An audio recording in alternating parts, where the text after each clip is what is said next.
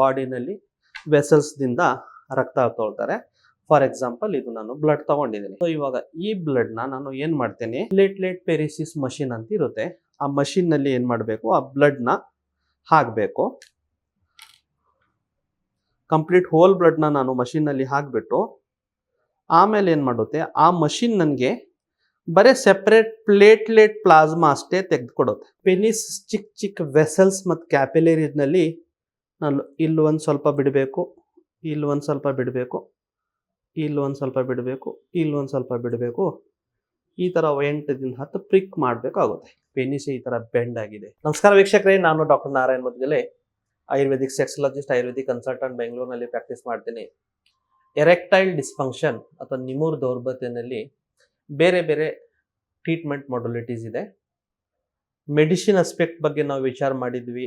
Last ಟೈಮ್ನಲ್ಲಿ 3 piece implant ಬಗ್ಗೆ ನಾನು ಹೇಳಿದೆ. ಅದೇ ಪ್ರಕಾರ ಇವತ್ತು ಎರೆಕ್ಟೈಲ್ ಡಿಸ್ಫಂಕ್ಷನಲ್ಲಿ ಮತ್ತೊಂದು ಟ್ರೀಟ್ಮೆಂಟ್, ಅದು ಏನಂದರೆ PRP ಅಥವಾ ಪಿ ಶಾರ್ಟ್ಸ್ ಅಂತ ಏನು ಹೇಳ್ತಾರೆ, ಆ ಚಿಕಿತ್ಸೆ ಬಗ್ಗೆ ಮಾತಾಡ್ತೀನಿ. ಒಂದು ಕಾಲ ಇತ್ತು, ಒಂದು 8-10 ವರ್ಷ ಮುಂಚೆ ಇದು ಟ್ರೀಟ್ಮೆಂಟ್ ವೆಸ್ಟರ್ನ್ ಕಂಟ್ರೀಸ್ನಲ್ಲಿ ತುಂಬ ಫೇಮಸ್ ಆಯಿತು. Within short period of time, ಅಷ್ಟೇ ಶಾರ್ಟ್ ಪೀರಿಯಡ್ ಆಫ್ ಟೈಮ್ನಲ್ಲಿ ಒಂದು 8-10 ವರ್ಷನಲ್ಲಿ ಅಷ್ಟೇ ಅನ್ಪಾಪ್ಯುಲರ್ ಆಯಿತು. ಬಟ್ ಸ್ಟಿಲ್ ಇಂಡಿಯಾನಲ್ಲಿ ಈ ಟ್ರೀಟ್ಮೆಂಟ್ ಬಗ್ಗೆ ತುಂಬ ಜನ ಡಾಕ್ಟರ್ ಪ್ರಾಕ್ಟೀಸ್ ಮಾಡ್ತಾರೆ.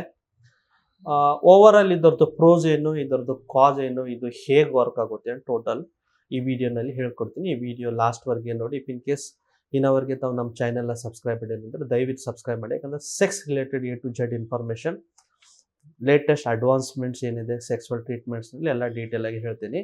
Along with ancient wisdom of Ayurveda. So ಇದು ಏನು ಮಿತ್ರ ಅಂದರೆ PRP ಇದರದ್ದು ಲಾಂಗ್ ಫಾರ್ಮ್ ಏನಂದರೆ ಪ್ಲೇಟ್ಲೆಟ್ ರಿಚ್ ಪ್ಲಾಸ್ಮಾ. ಅದರದ್ದು ಅರ್ಥ ಏನು, ನಮ್ಮ ಬಾಡಿನಲ್ಲಿ ಬ್ಲಡ್ಸ್ ಇರುತ್ತೆ. ಬ್ಲಡ್ದು ಬೇರೆ ಬೇರೆ ಕಂಪೋಸಿಷನ್ಸ್.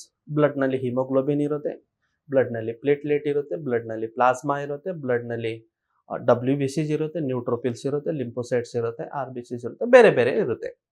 ಸೊ ಇದರಲ್ಲಿ ಪ್ಲೇಟ್ಲೆಟ್ ರೋಲ್ ಏನಪ್ಪ, ಪ್ಲೇಟ್ಲೆಟ್ ಯಾಕೆ ಅಷ್ಟು ಮುಖ್ಯ, ಯಾಕೆ ಪ್ಲೇಟ್ಲೆಟ್ಗೆ ತಗೋತಾರೆ, ಏನು ಒಂದು ಸ್ಟಡಿ ಏನು ಹೇಳುತ್ತೆ ಅಂದರೆ, ಪ್ಲೇಟ್ಲೆಟ್ ಬಾಡಿನಲ್ಲಿ ಏನು ಮಾಡೋದೆ, main intention of platelet is ಬಾಡಿನಲ್ಲಿ ಬ್ಲಡ್ನ ಕ್ಲಾಟ್ ಮಾಡೋದೆ,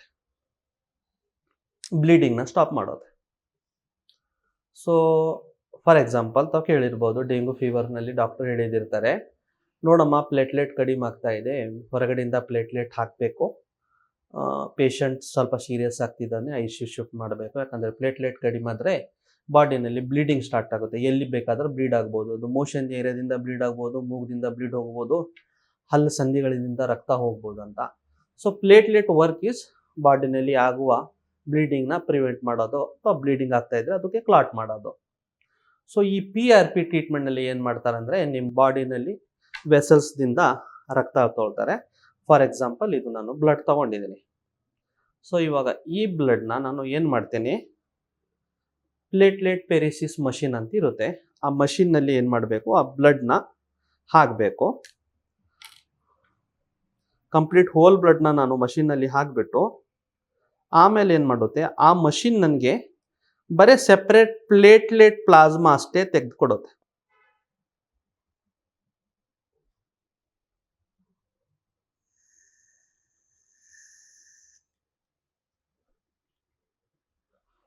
ಸೊ ಇದು ಪ್ಲೇಟ್ಲೆಟ್ ಪ್ಲಾಸ್ಮಾ ನನಗೆ ಬಂತು ಅಂತ ತಿಳ್ಕೊಳ್ಳಿ. ಸೊ ಈ ಪ್ಲೇಟ್ಲೆಟ್ ಪ್ಲಾಸ್ಮಾ ಏನಿದೆಯಲ್ಲ, ಈ ಪ್ಲಾಸ್ಮಾನ ಈ PRP ಎರೆಕ್ಟೈಲ್ ಡಿಸ್ಫಂಕ್ಷನ್ ಟ್ರೀಟ್ಮೆಂಟ್ನಲ್ಲಿ ಏನು ಮಾಡಬೇಕು, ಫಾರ್ ಎಕ್ಸಾಂಪಲ್ ಇದು ಪೆನಿಸ್ ಇದೆ ಅಂತ ತಿಳ್ಕೊಳ್ಳಿ. ಪೆನಿಸ್ ಚಿಕ್ಕ ಚಿಕ್ಕ ವೆಸಲ್ಸ್ ಮತ್ತು ಕ್ಯಾಪಿಲರೀಸ್ನಲ್ಲಿ ನಾನು ಇಲ್ಲಿ ಒಂದು ಸ್ವಲ್ಪ ಬಿಡಬೇಕು, ಇಲ್ಲಿ ಒಂದು ಸ್ವಲ್ಪ ಬಿಡಬೇಕು, ಇಲ್ಲಿ ಒಂದು ಸ್ವಲ್ಪ ಬಿಡಬೇಕು, ಇಲ್ಲಿ ಒಂದು ಸ್ವಲ್ಪ ಬಿಡಬೇಕು. ಈ ಥರ 8ದಿಂದ 10 ಪ್ರಿಕ್ ಮಾಡಬೇಕಾಗುತ್ತೆ. ಬಟ್ ಇದರದ್ದು ಡ್ರಾಬ್ಯಾಕ್ ಏನಂದರೆ, ಪೆನಿಸ್ನಲ್ಲಿ ರಕ್ತ ಬರುತ್ತೆ ಮತ್ತು ಹೋಗುತ್ತೆ, ಅದರದಿಂದ ಇದು ಕೊಟ್ಟಿದ್ದ ಪ್ಲಾಸ್ಮಾ ಅಥವಾ ಕೊಟ್ಟಿದ್ದ ಪ್ಲೇಟ್ಲೆಟ್ ಇರುತ್ತಲ್ಲ, ಜಾಸ್ತಿ ಲಾಂಗರ್ ಪೀರಿಯಡ್ನಲ್ಲಿ ಇಲ್ಲಿ ಹೋಲ್ಡ್ ಆಗಲ್ಲ, ಬಾಡಿ ಸರ್ಕ್ಯುಲೇಷನಲ್ಲಿ ಹೋಗ್ಬಿಡುತ್ತೆ. ಇದರಿಂದ ಇಲ್ಲಿ ನಮಗೆ ಎಷ್ಟು ಪ್ಲೇಟ್ಲೆಟ್ ರಿಟೆನ್ಷನ್ ಆಗಿಬಿಟ್ಟು ನಮಗೆ ಎಷ್ಟು ಬೆನಿಫಿಟ್ ಸಿಗಬೇಕು ಅಷ್ಟು ಸಿಗಲ್ಲ ಈ ಚಿಕಿತ್ಸೆನಲ್ಲಿ. ಅದೇ ರೀಸನ್ನಿಂದ ವೆಸ್ಟರ್ನ್ ಕಂಟ್ರಿನಲ್ಲಿ ಬರ್ತಾ ಬರ್ತಾ ಇದು ತುಂಬ ಅನ್ಪಾಪ್ಯುಲರ್ ಆಯಿತು. ಇದು ಬೇರೆ ಸೈಡ್ ಎಫೆಕ್ಟ್ಸ್ಗಳು ಏನಂದರೆ, ಸ್ವಲ್ಪ ಕೊಡುವಾಗ ಒಂದು ಪೇನ್ಫುಲ್ಲು, ಎರಡನೇದು ಏನಂದರೆ ಸ್ವಲ್ಪ ಕೊಡುವಾಗ ಸ್ವಲ್ಪ ಕರೆಕ್ಟಾಗಿ ಒಂದು ಪ್ರಾಪರಾಗಿ ಆ ವೆಸಸ್ನಲ್ಲಿ ಕೊಟ್ಟಿಲ್ಲ ಅಂದರೆ ಅಲ್ಲಿ ಬ್ಲಡ್ ಕ್ಲಾಟ್ಸ್ ಆಗೋ ಚಾನ್ಸಸ್ ಇರುತ್ತೆ. ಬ್ರೂಸಸ್ ಅಂದರೆ ಊತ ಬರೋ ಚಾನ್ಸಸ್ ಇರುತ್ತೆ.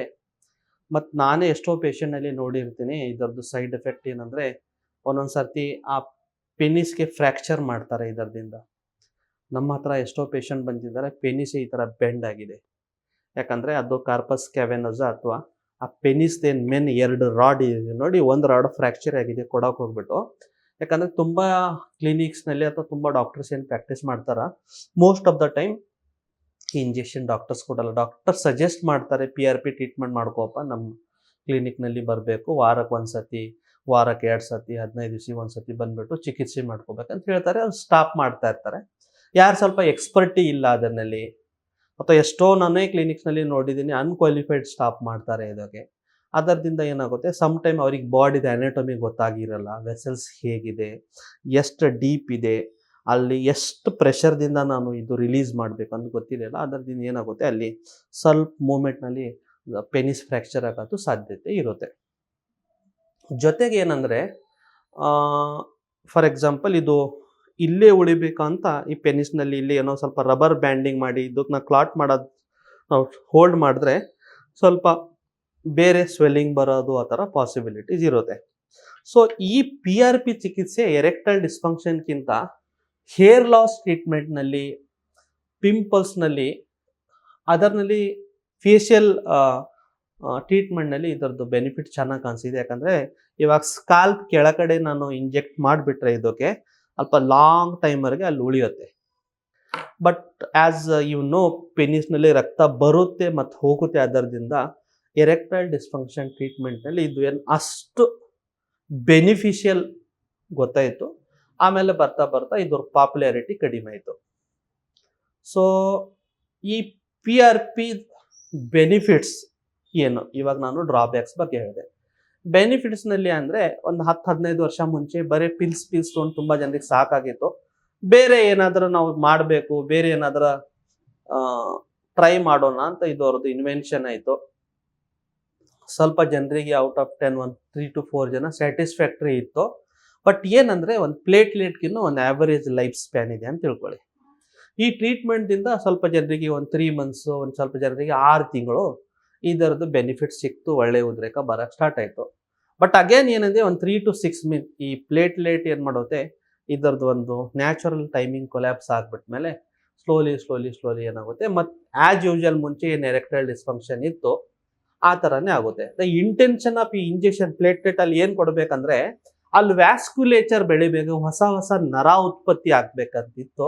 ಬಟ್ ಇದರದ್ದು ಡ್ರಾಬ್ಯಾಕ್ ಏನಂದರೆ, ಇದು ಜಾಸ್ತಿ ಟೈಮ್ ಆ ಏರಿಯಾನಲ್ಲಿ ಪ್ಲೇಟ್ಲೆಟ್ ಉಳಿಯಲ್ಲ, ಅದು ಬ್ಲಡ್ ಬಾಡಿನಲ್ಲಿ ಹೋಗ್ಬಿಡುತ್ತೆ. ಅದರಿಂದ ಏನಾಗುತ್ತೆ, ಇದು ಟ್ರೀಟ್ಮೆಂಟ್ ಸ್ವಲ್ಪ ಅನ್ಪಾಪ್ಯುಲರ್ ಆಯಿತು. ಇಂಡಿಯಾನಲ್ಲಿ ಇನ್ನೂ ಸ್ವಲ್ಪ ಜನ ಪ್ರಾಕ್ಟೀಸ್ ಮಾಡ್ತಾರೆ. But most of the time ಇವಾಗ ಏನಾಗಿದೆ, PWAVE ಅಥವಾ ಶಾಕ್ ಥೆರಪಿ ಏನಿದೆಯಲ್ಲ, ಇದು PRPನ ರಿಪ್ಲೇಸ್ ಮಾಡಿದೆ. ಇವಾಗ ಶಾಕ್ ಥೆರಪಿ ತುಂಬ ಪಾಪ್ಯುಲರ್ ಆಗ್ತಿದೆ. ಬರುವ ದಿನಗಳಲ್ಲಿ ನಾನು ಒಂದು ಶಾಕ್ ಥೆರಪಿ ಮೇಲೂ ವಿಡಿಯೋ ಮಾಡ್ತೀನಿ. ಅದ್ರ ಪಾಪ್ಯುಲಾರಿಟೀಸು, ಅದು ಎಫೆಕ್ಟ್ ಏನು, ಅದ್ರ ಸೈಡ್ ಎಫೆಕ್ಟನ್ನು ಎಲ್ಲ ಡೀಟೇಲಾಗಿ ಹೇಳ್ತೀನಿ. ಈ ಥರ ಸೆಕ್ಸ್ ರಿಲೇಟೆಡ್ ಇಂಟ್ರೆಸ್ಟಿಂಗ್ ಕಂಟೆಂಟ್ ನಾನು ನಮ್ಮ ಚಾನಲ್ ಮೇಲೆ ರೆಗ್ಯುಲರಾಗಿ ಅಪ್ಡೇಟ್ ಮಾಡ್ತಾ ಇರ್ತೀನಿ. ಸೊ ದಯವಿಟ್ಟು ಈ ವಿಡಿಯೋ ಏನಿದೆ ತಮ್ಮ ಫ್ರೆಂಡ್ ಜೊತೆಗೆ ಶೇರ್ ಮಾಡಿ, ನಮ್ಮ ಚಾನಲ್ನ ಸಬ್ಸ್ಕ್ರೈಬ್ ಮಾಡಿ, ನಮಗೆ ಸಪೋರ್ಟ್ ಮಾಡಿ. ಧನ್ಯವಾದ.